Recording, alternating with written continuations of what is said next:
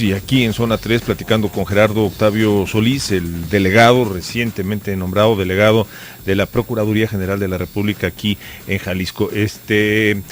Licenciado, durante los últimos años, desafortunadamente, el tema de seguridad ha sido el tema que está en todas partes y de alguna forma pues, nos ha permitido conocer mucho más de lo que conocíamos antes, ¿no? Presencia de cárteles, de grupos especialmente violentos, muchos de ellos escindidos de los mismos cárteles, etcétera. O sea, una descomposición por parte del tema de la inseguridad. ¿Cómo está Jalisco? O sea, el diagnóstico usted ya lleva, creo yo, suficiente tiempo ahí en el puesto, aunque son apenas unos días, como para tener un diagnóstico de cómo está Jalisco en lo que se refiere a los delitos federales y sobre todo los delitos de alto impacto. Bueno, definitivamente Jalisco por su ubicación geográfica presenta cierto grado de conflictividad. No podría mencionar en este medio cómo están operando los cárteles porque es información Pero sí sensible. hay presencia de cárteles importantes Bueno, en Jalisco. en todo el país, no nada más en Jalisco. Y lo estamos viendo precisamente con los aseguramientos de armas que llevan a cabo las autoridades federales y las autoridades estatales. Lo estamos viendo con la destrucción de plantíos de marihuana que lleva a cabo el Ejército, la Marina, la propia Fiscalía General.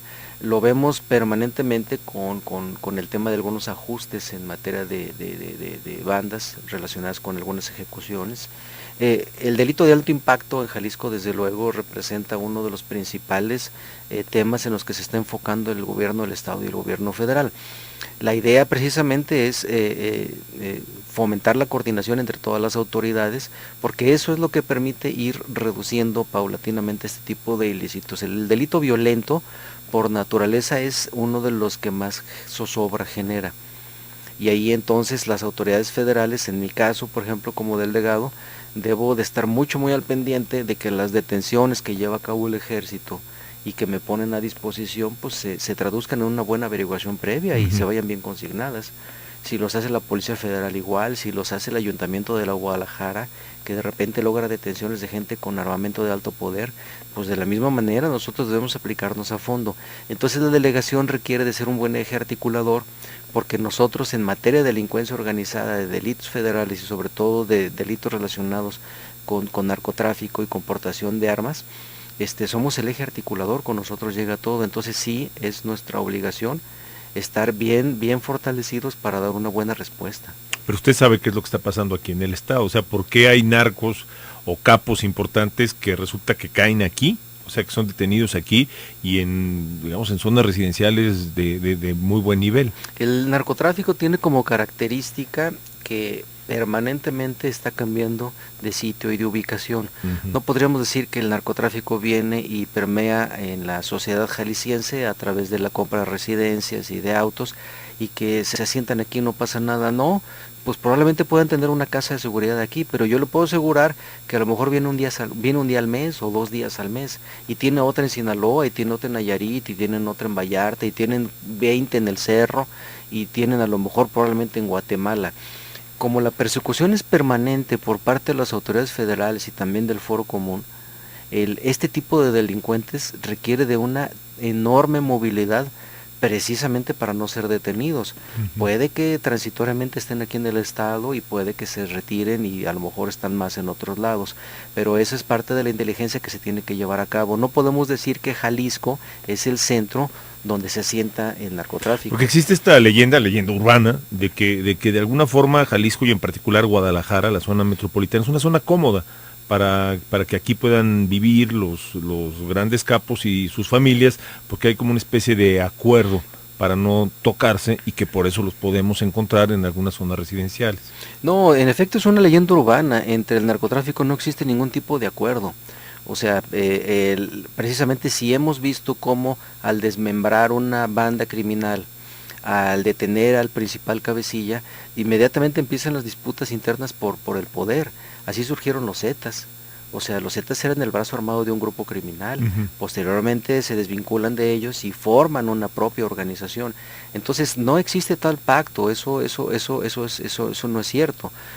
Lo que sucede es de que, bueno, en Jalisco hay paz y hay tranquilidad porque se trabaja duro.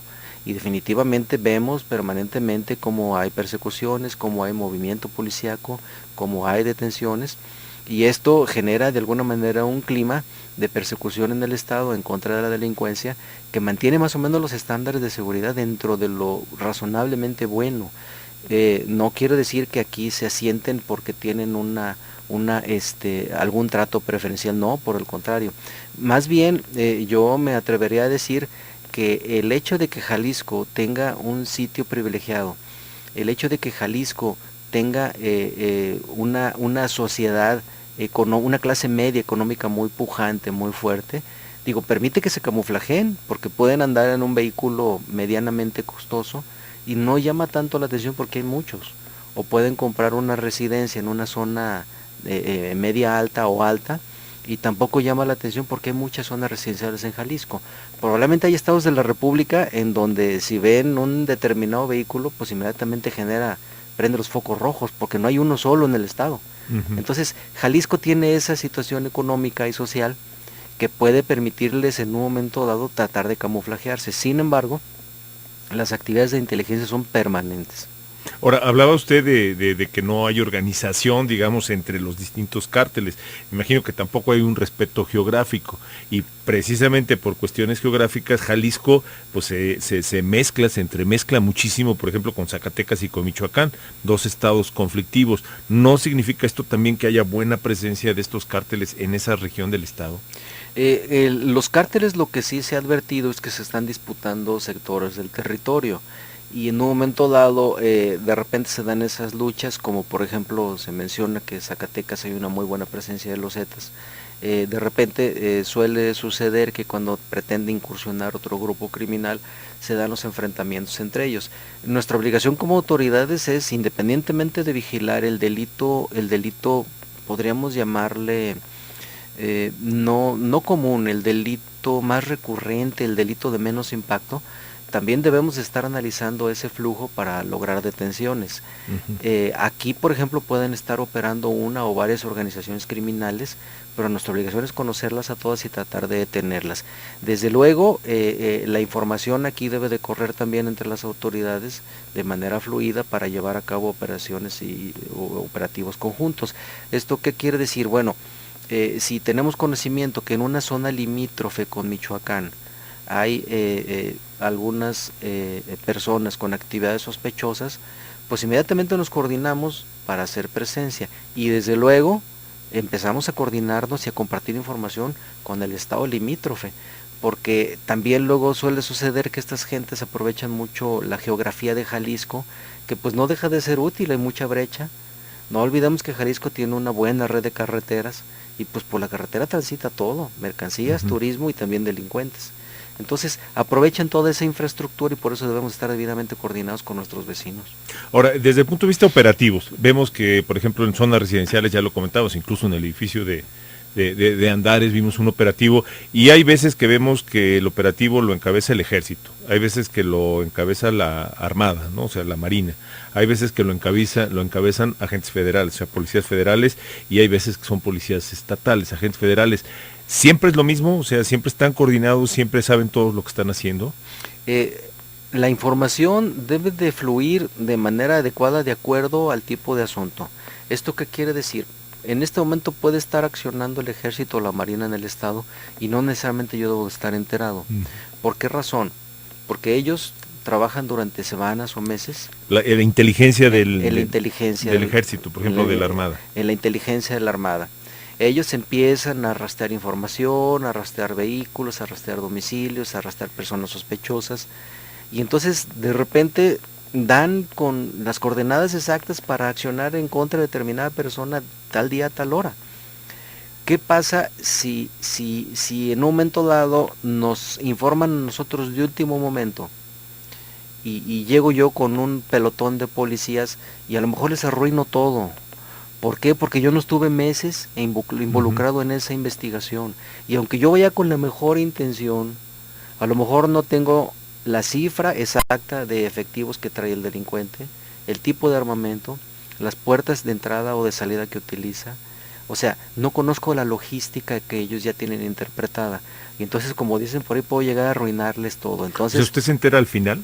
No siempre. Hay ocasiones en las que sí se nos pide el apoyo y hay ocasiones en las que accionan de manera directa precisamente para asegurar la efectividad del operativo, como el que comenta precisamente de ese centro comercial.